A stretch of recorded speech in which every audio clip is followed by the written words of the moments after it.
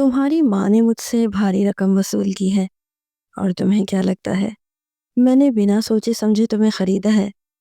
मलिक असफंदियार हूँ मैं, इस शहर का सबसे बड़ा बिजनेसमैन। आज तक कभी घाटे का सौदा नहीं किया और मुझे लड़कियों की कमी नहीं थी।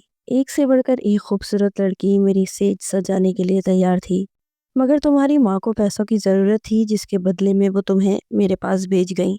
और ये निकाह भी बस एक फॉर्मेलिटी है, क्योंकि असफंदियार कभी हराम काम नहीं करता। सोनिया जो बेचारी उजड़ी सी हालत में वो सीधा से कपड़ों में मलबूस थी, इस बात से अनजान के आज वो काम वाली मासी से मलिक असफंद की बीवी बन जाएगी।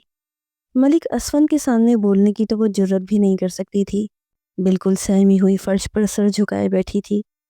असफंद बोला, अपना ये भिखारियों वाला हुलिया बदलो। इस शॉपिंग बैग में तुम्हारे कुछ जोड़े हैं।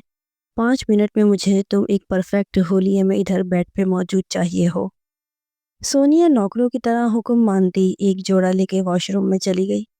पहले नहाई, फिर वो नया सूट पहनकर खुद को शीशे में देख के सोचने लगी, क्या मुझे अपनी किस्मत पर रश्क करना चाहिए या मातम। उसका दिल हर जज्बे से खाली था। एक रोबोट की तरह वो सब हुक्म मान रही थी, क्योंकि अब उसका कोई और दूसरा आसरा जो न था। असफंदियार जो गरजती आवाज़ से पुकारा, जल्दी बाहर आओ, पूरी रात तुम्हारे इंतज़ार में नहीं गुजार सकता। वो जल्दी से गीले बालों को पीछे करती बाहर आई। नहाकर उसका रूप निखर गया था। वो जो बामुश्किल 15 साल की थी, और असफंद जो पहले से शादीशुदा 35 साल का जवान मर्द। सोनिया बेड के पास आकर खड़ी हो गई। जी साहब जी। सोनिया किस तरह बुलाने पर बोला, मेरा नाम असफंदियार है, तुम मेरा नाम ले सकती हो। इस बात को टोकता असफंद बोला, बैठो मेरे पास। देखो, तुम्हारा और मेरा रिश्ता कोई जज्बाती तौर पर नहीं जुड़ा। तुम्हारी माँ को पैसे चाहिए थे और मुझे मेरा वारिस। मेरी बीवी कभी माँ नहीं बन सकती और मैं अपनी बीवी से बहुत मोहब्बत करता हूँ, इसलिए ये निकाह किया है। जब तुमसे मेरा वारिस हो जाएगा तो तुम मेरी तरफ से फिर आज़ाद होगी। सोनिया जो बेचारी 15 साल की अभी खुद बच्ची थी, इन बातों को समझने से कासिर थी। बस खामोशी से सर झुकाए सब सुनती रही। उसे बस यही दुख था कि उसकी सगी माँ ने उसे पैसों के बदले इस अमीर ज़ादे के पास बेच दिया। खैर, अब वो अमीर ज़ादे की दस्तरस में थी, जैसे उस मासूम से कोई लगाव नहीं था। बस वारिस चाहिए था ताकि उसकी बीवी बांझ होने के ताने न सुने। मलिक असफंदियार उस नन्हे वजूद के साथ खेलने लगा तो सोनिया खुद भी सिमटती जा रही थी। जब वो पूरी तरह इस पर हावी हुआ तो सोनिया की सिसकियाँ ऊंची होने लगी। वो बेबसी से उसे पीछे की तरफ धकेल रही थी, मगर असफंद होश से बेगाना उसके वजूद में खोसा गया। गुलाम रसूल जिन्हें फालिज का अटैक हुआ तो सकीना शौहर को लिए अस्पताल पहुंची थी। बेचैनी की हालत में अस्पताल के बेंच पे बैठी शौहर और बेटी के लिए दुआ कर रही थी। सकीना खुद इस वक्त इंतहाई बेबस इस भरी दुनिया में अकेला महसूस कर रही थी कि अचानक अंदर से एक नर्स बाहर आई, जिसने कहा कि आपके शौहर की हालत काफ़ी ख़राब है, मगर उम्मीद है वो रिकवर कर जाएंगे, इसलिए आप फ़ीस जमा करवा दें ताकि उनका इलाज शुरू किया जा सके। सकीना ने जो रकम असफंदियार से बेटी के बदले ली थी वो सारी शौहर पर लगा दी थी कि किसी तरह उसके शौहर का साया उसके सर पे कायम रहे। रूही की इतनी कॉल्स, सब खैरियत तो है? असफंद जो सुबह के 5 बजे मोबाइल देख के हैरान हुआ कि रूही जो मलिक असफंद की मोहब्बत और उसकी ख़ानदानी बीवी थी, यकीनन वो रात के वक्त असफंद की गैर मौजूदगी पर परेशान हो रही होगी। असफंद ने कॉल बैक की तो रूही बिना रुके बोलती चली गई, कहाँ हो असफंद, किसके साथ हो? आज से पहले कभी रात घर से बाहर नहीं गुजारी। यकीनन तुम किसी के साथ हो। बल्कि रुको, मैं तुम्हें अभी वीडियो कॉल करती हूँ ताकि देखूँ तुम कहाँ हो और किस हालत में हो। सोनिया जो असफंद की आवाज़ सुनकर नींद से जागी थी वो समझ गई कि ज़रूर रूही बीबी की होगी कॉल। सोनिया परेशान होने लगी कि अगर उनको पता चला तो वो मुझे जान से मार देंगी। असफंद बोला, relax Ruhi, please calm down. Asfand जितना भी गुस्से वाला था मगर बीवी के सामने बिल्कुल हार जाता था। प्लीज़ रूही, रो मत, तुम्हें पता है तुम्हारी आंखों के आंसू मुझसे बर्दाश्त नहीं होते। और सुनो, मैं इस वक्त कहाँ हूँ, क्या कर रहा हूँ। जब तुम्हें पता चलेगा तो तुम खुशी से उछल पड़ोगी। तुम्हारे लिए सरप्राइज़ है, सुबह घर आकर सब बताता हूँ। ये कहकर असफंद ने कॉल बंद कर दी तो सोनिया सहमे से लहजे में बोली, असफंद साहब, क्या रूही बीवी थी फ़ोन पर? तो असफंद बोला, हाँ। क्यों, तुम क्यों पूछ रही हो? जी, वो जब रूही बीबी को पता चलेगा तो वो हमें जान से मार डालेंगी। ہاں یہ غربت بھی بڑی چیز ہے صاحب جی، غریب اپنا آپ بھی بیچ دیں تو خوشیاں نہیں ملتی، اور امیر لوگ خوشیاں خرید لیتے ہیں۔ اس کم عمر بچی کی گہری سی آہ پر ایک دم اسفند اس کی جانب پلٹا اور اس کے چہرے کو بغور دیکھنے لگا۔ اس کے چہرے پر جگہ جگہ نشان پڑے دیکھ کر اسفند اپنا رخ بدل گیا۔ جو بھی تھا مگر سونیا تھی بڑی خوبصورت۔ اس کے چہرے پر ایک کشش سی تھی جو دیکھنے والی کو اپنی طرف متوجہ کرتی تھی۔ اسفند اٹھ کر فریش ہونے لگا، اسے اب ملک ہاؤس جانا تھا۔ سونیا گھبرا کے بولی، اور جی میں ادھر کیا کروں گی؟ مجھے عادت نہیں ہے جی اس طرح اکیلے رہنے کی۔ اسفند نے ڈریسنگ کے شیشے سے ایک نظر سونیا پہ ڈالی اور بولا، کچھ دنوں کی بات ہے، عادت ڈال لو، پھر کوئی بندوبست کرتا ہوں، اور موبائل رکھو اپنے پاس، کسی چیز کی ضرورت ہو تو کال کر دینا۔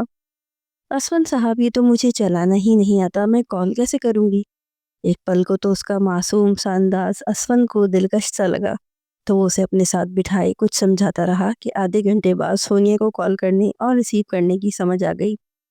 اسفند بولا، کھانے پینے کا تمام سامان گھر پر موجود ہے، ٹائم نہ گزرے تو ٹی وی دیکھ لینا۔ وہ اسے نصیحت پر نصیحت کرتا گھر سے نکل گیا۔ گاڑی سٹارٹ کی اور حویلی کے رستے پہ نکل پڑا۔ آدھے گھنٹے کی مسافت طے کر کے وہ حویلی پہنچا جہاں سب لوگ ناشتے کی ٹیبل پر موجود تھے، بس روحی وہاں موجود نہ تھی۔ اسفند نے ماں باپ کو سلام کیا تو ملک حسن بولے، اسفند بیٹا رات کہاں تھے؟ اس کی والدہ بھی سوالیہ نظریں اس پہ جمایوں سے دیکھ رہی تھیں، تو وہ بولا، بابا اصل میں آفس میں تھوڑی دیر ہو گئی تھی تو گھر کی بجائے فلیٹ نزدیک تھا وہیں چلا گیا، کیونکہ حالات بھی ٹھیک نہیں جو رات کے 2-2:30 بجے گھر آتا۔ تو حسن صاحب نے بیٹے کے کندھے پہ تھپکی دی اور بولے، اسفند تم اپنے باپ کا فخر ہو، میں نے ایک چھوٹی سی کمپنی تمہارے حوالے کی تھی اور تم نے اسے ایسا سنبھالا کہ آج ہمارا بزنس الحمدللہ عروج پر ہے۔ نفیسہ بیگم نے بیٹے کو دعائیں دیتے ہوئے جیتے رہو کہا، اور کہا کہ کامیابیاں تمہارے قدم چومتی رہیں۔ بس بیٹا ہمارے دل میں ایک ارمان ہے جو والدین کے دل میں ہوتا ہے، ہم تمہاری اولاد دیکھنا چاہتے ہیں۔ دیکھو اسفند، یہ سب اللہ کی مرضیاں ہوتی ہیں، ہم نے بڑے چاہ اور لاڈ سے تمہاری شادی روحی سے کی، مگر اللہ شاید روح کی قسمت میں ماں بننا لکھا ہی نہیں، جس میں اس کا بھی کوئی قصور نہیں۔ مگر بیٹا تمہاری شادی کو 10 سال ہو گئے ہیں، اب تمہیں کوئی فیصلہ ضرور کرنا پڑے گا، ہم نہیں چاہتے کہ ہمارا خاندان بس تم پہ ختم ہو۔ اسفند بولا، جی میں کچھ سوچتا ہوں اس بارے میں، چلے میں ذرا روحی کو دیکھ لوں۔ اسفند کھانے کی میز سے اٹھا اور سیڑھیاں چڑھتا اپنے کمرے کی جانب گیا جہاں روحی ابھی سو رہی تھی، شاید ساری رات جاگتے جاگتے گزاری تھی۔ اسفند جو روحی کے پاس بیٹھا اس کے بالوں کو سہلانے لگا اور دل ہی دل میں یہ سوچنے لگا تھا کہ اگر قسمت نے ہمیں ایک کر دیا تھا تو کاش اس اولاد کی نعمت سے نواز کے مکمل بھی کر دیتا، تو آج وہ یہ سب نہ کرتا۔ خیر روحی کی آنکھ کھلی تو اسفند کو قریب ہو کر وہ جھٹ اس کے ساتھ لپٹ گئی اور رونے لگی، کہنے لگی، اسفند جانتے ہو میرے دل میں کیا کیا وسوسے آ رہے تھے، مجھے لگا آپ مجھ سے دور ہو رہے ہیں۔ اسفند نے اسے اپنی باہوں میں بھینچا اور بولا، ایسا کبھی نہیں ہو سکتا کہ تمہارا اسفند کسی اور کا ہو جائے۔ اس بات پر روحی نم لہجے میں بولی، مگر اسفند اب وقت آ گیا ہے کہ آپ کو کسی نہ کسی کا ہونا پڑے گا، اپنے خاندان کے لیے، اپنی نسل کو آگے بڑھانے کے لیے، اور میں اس بات کی آپ کو اجازت دیتی ہوں۔ اسفند سیدھا ہو کے بیٹھا اور بولا، میں نے ایک پلان بنایا ہے جس کے تحت ہم گھر والوں کو بتائیں گے کہ تم پریگننٹ ہو۔ روحی ایک دم سے چونکتے ہوئے اٹھ کر بیٹھی اور بولی، اسفند مگر یہ جھوٹ کب تک چھپے گا؟ پھر ایک نہ ایک دن بچہ کہاں سے لائیں گے؟ پھر اسفند نے اسے بتایا کہ جو سکینہ ہمارے گھر کام کرتی تھی اب اس کی بیٹی سونیا آئی تھی۔ روحی بولی، ان باتوں میں ان کا ذکر کیوں؟ اسفند بولا، دیکھو پہلے میری بات مکمل سنو اطمینان سے، میں کسی کو تمہاری برابری نہیں لا سکتا، یہی وجہ ہے کہ میں نے یہ قدم اٹھایا۔ روحی بولی، پلیز اسفند ساری بات ایک ہی دفعہ کھل کے بتاؤ، میرا دل بیٹھا جا رہا ہے۔ اسفند بولا، سکینہ کا شوہر بیمار تھا، اسے علاج کے لیے پیسے چاہیے تھے، وہ میرے پاس آئی اور بولی، صاحب جی آپ میری بیٹی سے نکاح کر لو، یہ آپ کے خاندان کا وارث پیدا کرے گی، بے شک بعد میں میری بیٹی کو طلاق دے دینا، اور بدلے میں مجھے آپ سے پیسے چاہیے تاکہ میں اپنے شوہر کی زندگی بچا سکوں۔ پہلے تو میں فوراً بنا سوچے ہی سکینہ کو جواب دے چکا، مگر پھر اس نے کہا کہ دیکھو صاحب جی، اس طرح آپ کا اور روحی بی بی کا رشتہ بھی بچ جائے گا اور آپ کا یہ راز بھی کوئی نہیں جان پائے گا، بچہ بھی آپ کے خاندان میں آپ کی نسل آپ کا خون ہوگا، بچے کے بعد آپ سونیا کو طلاق دے دیجیے گا، پھر آپ اپنی زندگی میں خوش اور ہم اپنی زندگی میں۔ سوچنے سمجھنے یا تو تم سے بات کرنے کا موقع ہی نہیں دیا، اور میں نے تمہارے خاطر حامی بھر دی اور سونیا سے نکاح کر لیا۔ روحی کو جیسے اپنے جسم سے روح نکلتی ہوئی محسوس ہوئی اور چہرے پہ مسکراہٹ سجائے اسفند کو دیکھنے لگی، مگر آنسو جو روحی کی آنکھوں میں تھمنے کا نام ہی نہیں لے رہے تھے۔ اسفند نے روحی کو مزید قریب کیا اور اس کا سر اپنی گود میں رکھ کے سہلانے لگا اور بولا، روحی آزمائش ہے یہ جو اللہ نے چاہا تو جلد ختم ہو جائے گی۔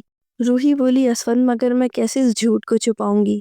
تو اسفند بولا، ابھی تم تھوڑی دیر ادھر ہی رہو، پھر تمہیں فلیٹ میں اپنے ساتھ لے جاؤں گا اور ڈیلیوری کے وقت ہی سب کو اطلاع کریں گے۔ اسفند نے اپنا سارا پلان روحی کو بتایا، مگر کون جان سکتا تھا کہ قسمت ان کے ساتھ کیا کرنے والی ہے۔ رات کے کھانے پہ وہ لوگ ڈائننگ ٹیبل پہ موجود تھے۔ اسفند بولا، اماں سائیں، روحی کے علاج کے لیے مجھے ایک ڈاکٹر کا پتہ چلا ہے اور سب کا کہنا ہے کہ وہ بہت قابل ڈاکٹر ہے، بانجھ پن کا علاج کرتی ہے۔ آج تک کبھی کوئی ایسا مریض نہیں جسے اللہ نے اولاد نہ دی ہو، تو آپ اگر اجازت دیں تو کیا میں ایک بار وہاں سے علاج کروا کے دیکھوں؟ نفیسہ بیگم اور حسن شاہ کو امید ہوئی۔ وہ بولے، بیٹا ہم بھی تو یہی چاہتے ہیں، اور آج تک جب بھی ڈاکٹر پیر فقیر کا پتہ چلا ہم نے اس سے علاج کروایا۔ خیر چلو، اللہ اس بار کوئی امید دلا دے۔ اسفند بولا، اماں سائیں روز میرے لیے مشکل ہوگا، اس لیے میں روحی کو اپنے ساتھ فلیٹ میں لے جاؤں گا۔ گھر آنا، آفس جانا اور پھر روحی کو ایک ہفتہ روز ڈاکٹر کے پاس لے کے جانا میرے لیے مشکل ہوگا، تو اس لیے اگر وہ ادھر ہی میرے پاس ہوگی تو میرے لیے مشکل نہیں ہوگی، اور آپ سے تو میں ملنے آتا ہی رہوں گا۔ روحی کا علاج تو اصل میں بہانہ تھا۔ خیر وہ رات بھر وہیں رکا، مگر کہیں نہ کہیں اسے سونیا کی بھی فکر تھی۔ نکاح کو ایک دن ہوا تھا اور وہ اکیلے اسے چھوڑ کر خود ادھر آ گیا تھا۔ خیر وہ روحی کے ساتھ روم میں مووی دیکھ رہا تھا کہ سونیا کی کال آنے لگی۔ رات کے تقریباً 12 بجے کا وقت تھا۔ اسفند کا موبائل چارج پہ تھا تو روحی موبائل لینے کے لیے اٹھی تو دیکھا تو سونیا تھی۔ جو بھی تھا، لیکن ایک عورت کے لیے سوتن برداشت کرنا دنیا کا سب سے مشکل کام ہے۔ روحی نے ضبط کا مظاہرہ کرتے ہوئے اسفند سے کہا، اسفند اس لڑکی کی کال آ رہی ہے۔ اسفند نے بنا دیکھے انجانے سے انداز میں کہا، کون لڑکی؟ وہ جو ایک پل کو سونیا کو بھولے بیٹھا تھا، اب اس کی زندگی میں کوئی اور بھی ہے جس کے ساتھ وہ ایک رات گزار چکا ہے۔ روحی نے موبائل اسفند کے سامنے کیا تو وہ تھوڑا پریشان ہوا کہ اس وقت سونیا کی کال، سب خیریت تو ہے؟ کیونکہ جب سے اسفند آیا تھا نہ سونیا نے کال کی تھی اور نہ اسفند نے اس سے کوئی رابطہ کیا۔ کال ریسیو کی تو اسفند بولا، بولو کیا کام ہے؟ سونیا جو گھبرائی ہوئی خاموش تھی، پہلی بار وہ اسفند سے کال پہ بات کر رہی تھی۔ اسفند پھر بولا، ہیلو سونیا، میری آواز آ رہی ہے؟ وہ کال سنتا اٹھ کر کمرے سے باہر آ گیا۔ روحی کا دل کسی سوکھے پتے کی طرح لرز رہا تھا۔ اسے اپنے ادھورے پن پر ہر وقت شرمندگی سے ہوتی تھی۔ وہ دل ہی دل میں سوچنے لگی کہ اگر وہ اسفند کو اولاد دیتی تو سب کچھ مکمل ہوتا، آج اسے یوں کانٹوں پر نہ چلنا پڑتا۔ بے شک اسفند کی نیت روحی کے بارے میں ٹھیک تھی، مگر اپنے شوہر دوسری عورت کے سپرد کرنا بھی آسان کام نہیں ہوتا۔ اسفند بولا، سونیا کچھ بولو گی یا میں کال بند کر دوں؟ تو اسے سونیا کی سسکیاں سنائی دی۔ وہ پریشان سے لہجے میں بولا، سونیا کیا بات ہے بتاؤ؟ تو سونیا بھیگے سے لہجے میں بولی، اسفند صاحب مجھے ایسا لگا کہ آپ مجھے خرید کر مجھ سے نکاح کر کے بھول گئے ہیں۔ مجھے اس خالی مکان سے وحشت سی ہو رہی ہے، اس لیے آپ کو فون کیا، معذرت چاہتی ہوں اگر آپ کو ڈسٹرب کیا تو۔ اسفند بولا، نہیں نہیں، اٹس اوکے، تم اب سو جاؤ، صبح میں اور روحی تمہارے پاس آئیں گے اور روحی کچھ دن ادھر ہی رہے گی۔ سونیا ایک دم چونک کے بولی، مگر روحی بی بی تو مجھے مار ہی ڈالیں گی۔ اسفند مسکرا کے بولا، روحی سب جانتی ہے اور میں نے تم سے کوئی محبت کی شادی تو کی نہیں جو روحی کو اعتراض ہوگا۔ ہمارا نکاح ایک کانٹریکٹ ہے، تم سے وارث پیدا ہوگا جسے روحی کی گود میں ڈال کر میں تمہیں چلتا کروں گا۔ اس سے زیادہ اپنے دل میں کوئی جذبات پیدا مت کرنا۔ اسفند نے روکھے سے لہجے میں بات کی اور کہا، اللہ حافظ، اب سو جاؤ۔ روحی جو ساری باتیں سن چکی تھی اور دل میں مطمئن سی ہو گئی تھی کہ اسفند صرف اس کا ہے، وہ تو اس کا ادھورا پن دنیا کی نظروں میں ختم کرنا چاہتا ہے۔ اسفند کال بند کر کے کمرے میں آیا تو روحی بے ساختہ اسفند کے ساتھ لگ گئی اور روتے ہوئے کہنے لگی، اسفند آپ نے مجھے کسی چیز کی کبھی کمی نہیں ہونے دی، مگر میں اتنی بدقسمت ہوں کہ آپ کو ان 10 سالوں میں اولاد کی خوشی نہ دے سکی۔ اسفند نے اپنے دونوں ہاتھوں میں روحی کا چہرہ لیتے ہوئے پیار سے اس کا ماتھا چوما اور بولا، اس سب میں تمہارا کیا قصور روحی؟ خیر چھوڑو، اللہ تعالیٰ بہت جلد تمہاری گود ہری کرے گا، بہت جلد تمہاری گود میں ہمارا بچہ ہوگا۔ وہ روحی کی باہوں میں سکون کی نیند سو رہا تھا، جبکہ دوسری طرف وہ 15 سال کی سونیا جو ابھی پوری طرح جوان بھی نہ ہوئی تھی، اسے یہ سب جھیلنا پڑا۔ نہ ماں سے کوئی رابطہ تھا اس کا۔ وہ بستر پہ لیٹی یہ سوچنے لگی کہ یہ امیر لوگ خود کو سمجھتے کیا ہیں؟ کیا میں انسان نہیں ہوں؟ میرا دل میرے جذبات نہیں؟ سونیا کی آنکھوں سے آنسو بہتے ہوئے تکیے میں جذب ہو رہے تھے کہ جانے کب اس کی آنکھ لگ گئی۔ صبح بھی اس کی آنکھ جلدی کھل گئی اور وہ کافی دیر جاگتی فجر کی اذان کا انتظار کر رہی تھی۔ اذان ہوئی تو وہ نماز پڑھنے لگی، پھر دعا مانگتے ہوئے اپنے رب سے کہنے لگی، اے میرے اللہ، میں جانتی ہوں میری ماں مجبور تھی، میرے باپ کی زندگی بچانے کے لیے مجھے یہ قربانی دینی ہوگی۔ اور ساتھ ہی باپ کے لیے بھی دعائیں مانگ رہی تھی۔ صبح کا سورج طلوع ہوا تو روحی اپنا بیگ پیک کر رہی تھی، کیونکہ اس نے بھی اب سونیا کے ساتھ اس فلیٹ میں رہنا تھا۔ اصل امتحان تو اب شروع ہونا تھا، ملک اسفندیار کا، سونیا کا اور سب سے بڑھ کر روحی کا۔ اسفندیار اور روحی ناشتے کی ٹیبل پر آئے تھے، جہاں ان کے والد ملک حسن اور نفیسہ بیگم دونوں موجود تھے۔ ناشتہ ساتھ میں کیا۔ اسفند کی ایک بہن تھی جو اس سے بڑی تھی اور شادی شدہ تھی۔ اسفند بولا، اماں جی آپ ایسا کریں، رمشا کو کچھ دیر گھر بلا لیں، آپ لوگ بھی اکیلے ہیں، بچوں کے ساتھ دل لگا رہے گا، اور دعا کریں کہ اس بار اللہ ہمیں مایوس نہ کرے۔ نفیسہ بیگم اداس سے چہرے کے ساتھ آنکھوں میں آنسو لیے آئیں اور روحی کو پیار کیا۔ وہ بولی، اسفند، تم میرے ایک بیٹے ہو جس سے ہماری نسل بڑھے گی، اور میری تمہارے بابا کی دعائیں ضرور رنگ لائیں گی۔ اللہ پاک تم دونوں کو مایوس نہ کرے، خیال سے رہنا اور گھر چکر لگاتے رہنا۔ روحی ساس سسر سے پیار لیتے ہوئے اسفند کے سنگ باہر آ گئی۔ وہ دونوں گاڑی میں بیٹھے جا رہے تھے۔ روحی سارے راستے خاموش اور سوچوں میں گم تھی۔ اسفند نے ایک دو بار بات بھی کی تو وہ بس ہوں ہاں میں جواب دے رہی تھی۔ ظاہر ہے کہ جب تک اس کی ملازمہ آج اس کے برابر کے مرتبے پر تھی، وہ اس کا سامنا کیسے کرے گی اور کیسے اسے اسفند کے قریب برداشت کرے گی۔ کافی سفر طے کرنے کے بعد دونوں فلیٹ پہ پہنچے۔ گاڑی کا ہارن سنا تو سونیا دوڑ کر اوپر آ گئی اور دل ہی دل میں ڈر بھی رہی تھی۔ بلو کلر کا سوٹ پہنے وہ بالکل سادہ چہرے میں بھی بہت پیاری اور نازک سی گڑیا لگ رہی تھی۔ اسفند کے پاس تو وہ اس کی بیٹی لگتی تھی۔ ڈور اوپن کیا تو روحی سامنے تھی۔ سونیا نے سلام کیا، سلام بی بی جی، مگر وہ بنا جواب دیے ہی بولی، پیچھے ہٹو۔ سونیا نے ایک نظر باہر دوڑائی، شاید وہ اسفند کو دیکھ رہی تھی۔ اسفند ابھی باہر تھا، پارکنگ میں گاڑی لگا رہا تھا۔ سونیا روحی کے پاس آ کے بولی، بی بی جی، اسفند صاحب جی آئے ہیں کیا؟ اس نے ڈرتے ڈرتے پوچھا تو روحی نے ایک نظر اس پہ ڈالی، جس کے وجود پر کافی مہنگا اور برانڈڈ جوڑا دیکھ کے اسے حیرت ہوئی تھی۔ وہ کہیں سے بھی وہ سونیا نہیں لگ رہی تھی جو ان کی ملازمہ تھی۔ اس سے پہلے کہ وہ روحی کو کوئی جواب دیتی، ملک اسفند بھی ڈور سے گھر میں انٹر ہوا تو سونیا نے چھپی سی نظر اس پہ ڈالی اور ہچکچاتے ہوئے بولی کہ آپ دونوں بیٹھیں، میں چائے لاتی ہوں۔ جس پر روحی بولی، او ہیلو میڈم، ہم اس گھر میں کوئی مہمان نہیں ہیں، بلکہ یہ میرا گھر ہے، اور یوں تابعداری کا مظاہرہ کر کے تم اپنی جگہ بنانے کی کوشش مت کرنا۔ I hope you will understand. Sonia بولی، معافی مانگنا چاہتی ہوں بی بی جی، اگر برا لگا تو۔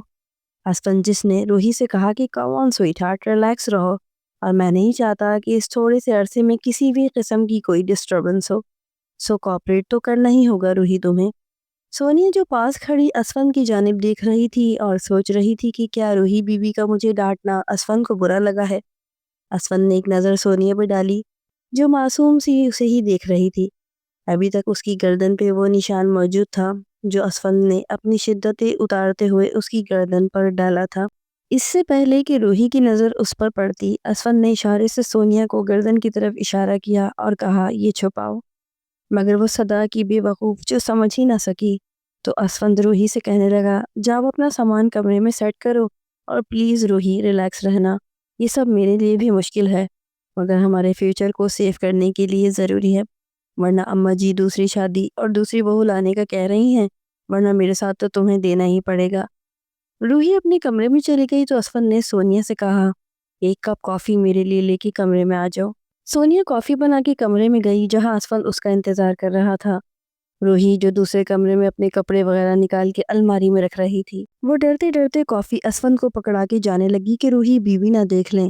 اسفند اس کے سامنے کھڑا ہو کر بولا، ملک اسفند یار ہوں میں، میرے فیصلے کو سب کو ماننا پڑتا ہے، اور تم جس مقصد کے لیے میری زندگی میں ہو اس مقصد کو حاصل کرنے کے لیے تمہارے قریب تو آنا ہی پڑے گا۔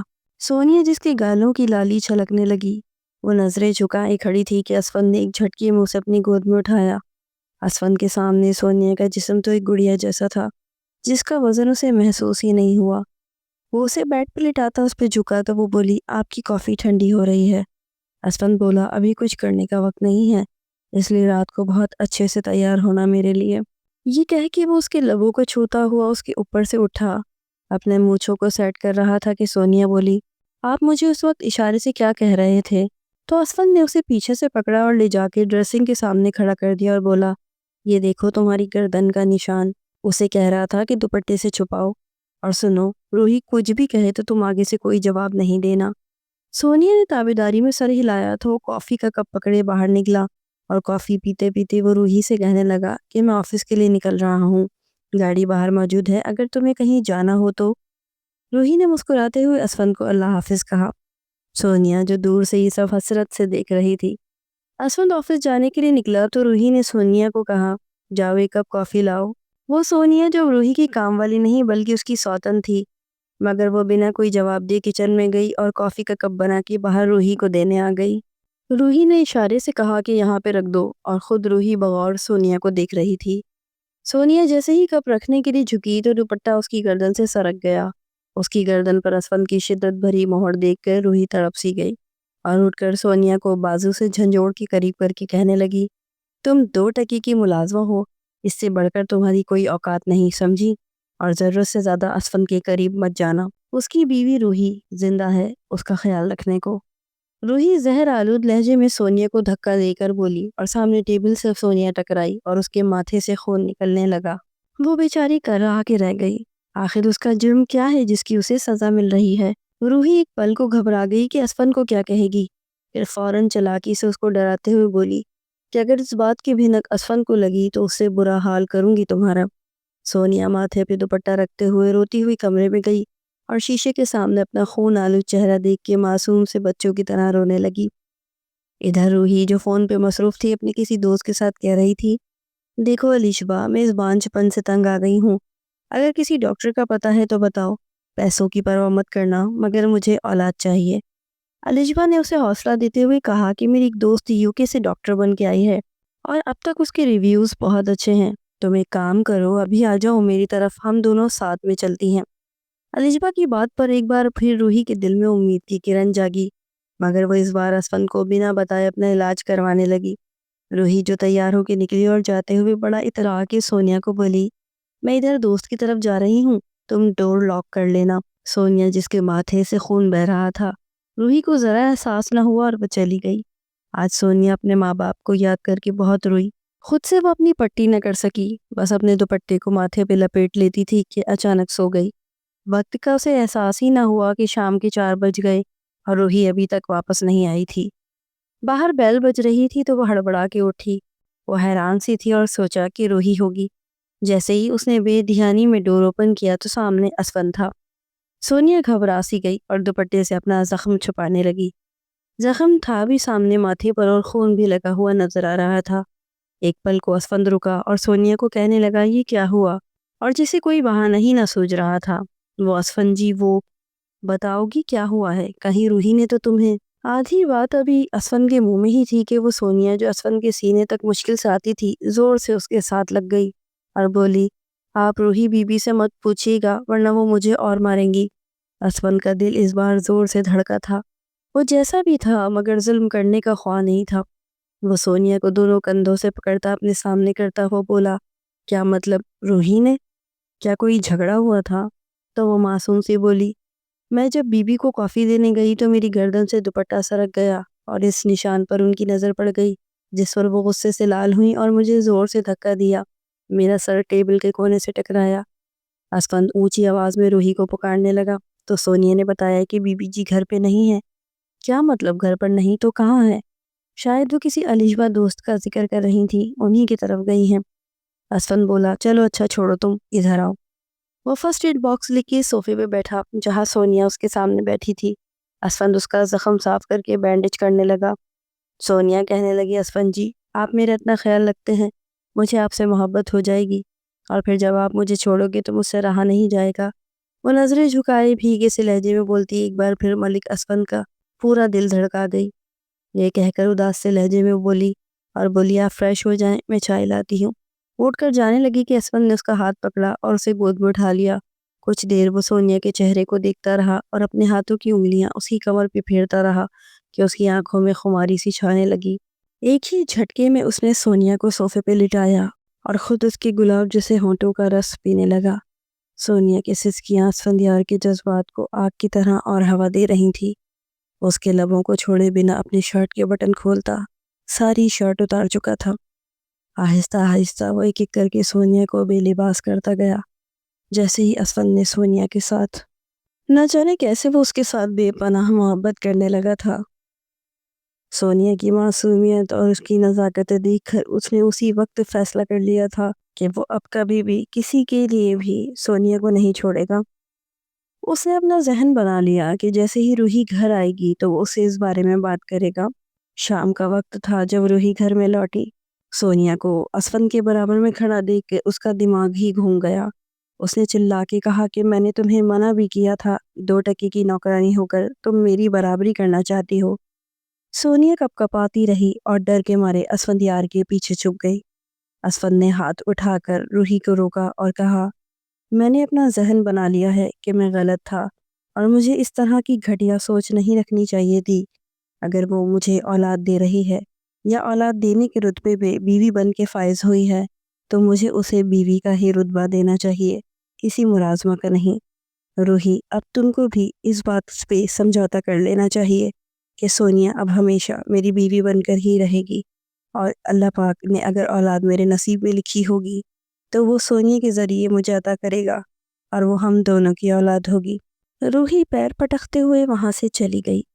اس نے سوچ لیا تھا کہ وہ کسی بھی صورت اس بات کو نہیں مانے گی۔ اسی طرح چند دن گزر گئے۔ جب اس نے دیکھا کہ اسفند کا جھکاؤ اب ہر وقت صرف سونیا کی طرف رہتا ہے اور وہ اسے سمجھا سمجھا کے تھک گیا ہے کہ سونیا کو میری بیوی تسلیم کر لو، کیونکہ ایک دن مجھے اللہ تعالیٰ کی عدالت میں بھی روبرو ہونا ہے اور اپنے تمام کیے کی سزا بھگتنی ہے، تو روحی نے اپنا دل بنا لیا کہ اب اس کے پاس مزید کوئی چارہ نہیں ہے سوائے اس حقیقت کو تسلیم کرنے کے۔